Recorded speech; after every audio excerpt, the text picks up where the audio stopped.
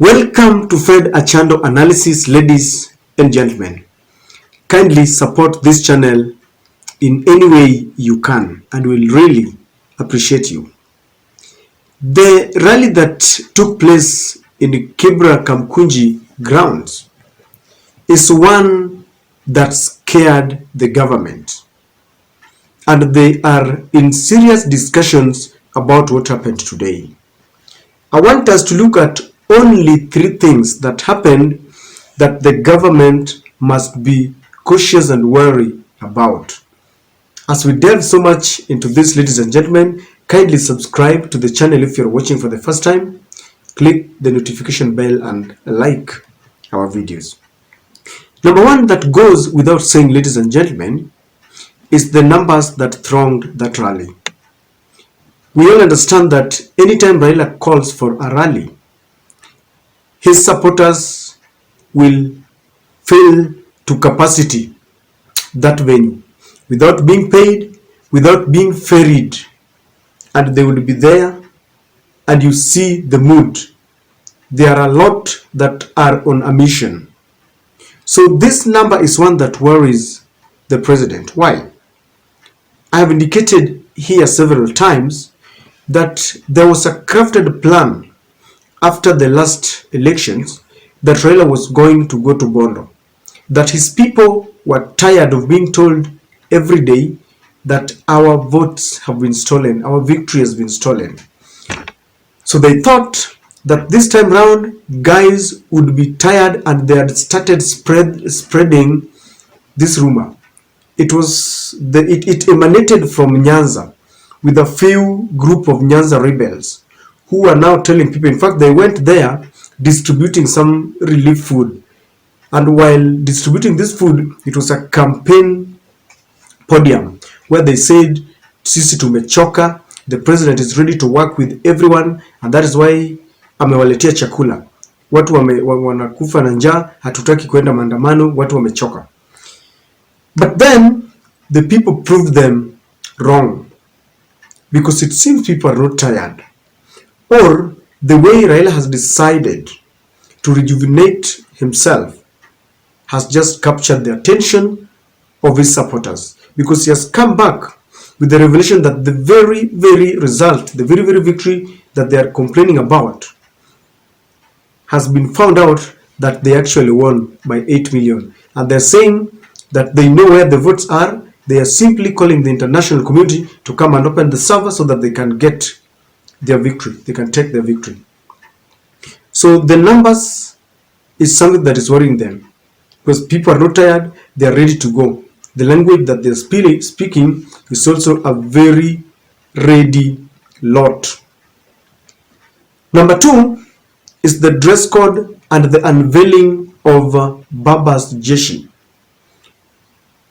Don't take for granted the youths that you saw there calling themselves Jeshi la Baba. In fact, don't even take it for granted the kind of attire that they put on. Recently, one of the very senior political analysts, Herman Manyora, said that he won't be surprised if Raila will one day don military fatigue. Utaenda pale tu unaona Raila amevaa nguo ya jeshi. Because when people are going for a battle, the attire, ile nguo wanavaa, is very important. It charges them. It makes them feel they are part and parcel of the war and the battle that is going on. And you saw the vijana that came out, and they are ready. They're just waiting for Raila to give them direction. And it is coming in the wake of activities where security details of the former allies of President Uhuru Kenyatta is being scaled down. Karanja Kibicho has been a victim. Fredo Keng'otienya has been a victim. The Kenyatta family has been a victim. Moi family has been a victim. So this is a coded message to William Ruto that Raila does not need the security if he so wishes to take them. And so it is a moment that really captured the attention of that rally. It actually was one of the moments that stole the show. The other reason why it's very important is because Raila is on his political sunset. And when you look at him, he wants to build his politics around a youthful support, like he has always done over the years. This is what William Ruto did when he crafted the narrative of the hustler, because he realized that very many youths do not or did not have jobs, and he took advantage of that. While Raila has naturally been part and parcel of the youth, William Ruto took advantage of them. So Raila has come back and the youths are very ready, and you cannot take it for granted. In fact, very soon you will see another counter group from the Kenya Kwanza team calling themselves maybe Youth for William Ruto and all that, because if there is one thing that I like about William Ruto is the PR, public relations. He will never allow Raila to outshine him in anything. The other day when Uhuru Kenyatta instructed Matiang'i and Raphael Tuju to form a burial committee to give a befitting send-off to their former colleague, the late Professor George Magoha, William Ruto came and he sent Rigathi Gachagua to announce that they are going to take over the activities, that they will give a military chopper to ferry the body of the former university don. They are going to provide tents and all that because they do not want to be left behind. It's gonna be humiliation. So you will see, I know right now he's organizing how to counter. They will also have their youths, and if they don't, you will see the IG Japheth Koome, Kithure Kindike coming up to ban the kind of attire that you saw those youths with, because those attire from time immemorial, even if you check the apartheid and all that, whenever people are facing political battles, when people don those attires, it gives them a sense of being mighty, a sense of victory, and they just become emotionally and psychologically indoctrinated. So that bit is one that is worrying the government, and I can assure you, you will see them talking about these clothes because they look like, if you watched the guy that calls himself the ghetto president Gaucho, the way he donned the attire, they actually look like the military themselves.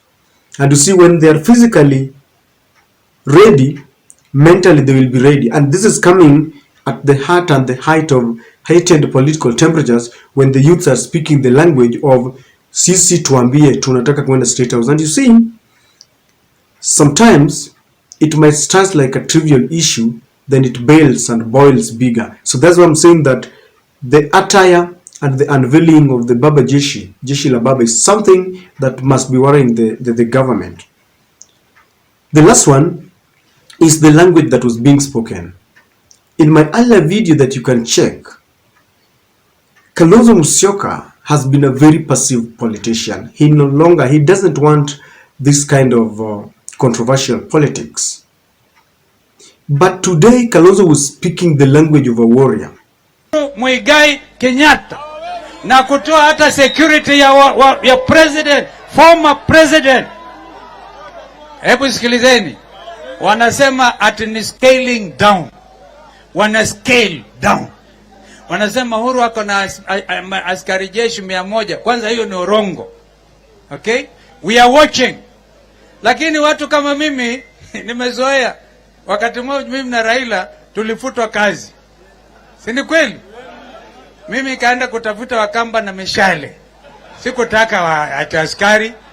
Wakichukua askari yao wachukue, na mwambia Uhuru, chukua watu yako. Huwezi kuletea driver hujui ni wa aina gani, unawekewa hapo wako drive na kuambiwa ati they are scaling down. Wangapi wanasema Uhuru asiguzwe, wachane na yeye, aende mamlaka vizuri. We must respect our leaders.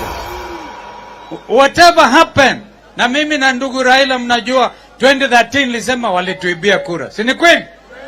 2017 wakatuibia, 2022 wameiba. Haiwezekani, Haiwezekani. It cannot be. Either you choose to have a nation, to be a nation, or una nchi ambao ni kila mtu for themselves and God for us all. Haiwezekani. It must be nation. You see, that language portrays like it is like going to be a banana republic where there is lawlessness.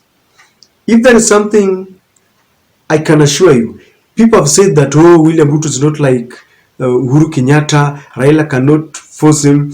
If there is one thing that William Ruto would not even pray for, is a chaotic environment where the police have to use tear gas and live bullets, because I've told you that it will hinder his ability to grow the economy. The mamambogas will not be opening their businesses. People will be running helter-skelter. William Ruto has always said he is a man of God, so he will be soiling his hands with blood. The other day he was in Hague. If he starts butchering people here and there, he would not want such a situation. So the language that was being spoken today is a language that is worrying the government, because from the Kamkunji 1 to Jacaranda to date, the language has been one. Tulizaliwa siku moja na tutakufa siku moja. We want to take it. We are ready to die. In fact, hiyo siku ya kwanza Raila was saying tiari, kama wanataka kutupeleka jela tiari. In the second rally, Martha Karua was saying, ujue siku yako ya kuja duniani ni siku moja na siku utakapoondoka ni siku moja. So the language that is being spoken is a language that is preparing people that there is a revolution. We are ready to take it. In fact, they're reminding the supporters and the leaders that during the second liberation, in fact, the first and the second liberation, when they were fighting for multipartism, or they were fighting to kick out the colonial masters, there was bloodshed. People had to pay, because they say that that is the price of democracy. So mahali wamefika sasa, I can assure you that they only need to be triggered kidogo, and Kenya will be at its lowest moments the way it was in 2007. That was the lowest moment that we ever witnessed as a country. So ladies and gentlemen, those are three events that is worrying the government, and you will see them reacting. The intelligence, I know there were very many there, they were watching, because once they come to such meetings, they now know how to go about it. You will see what will happen. I don't know what you think. Is there any other moment that captured your attention? Please share with me in the comment section.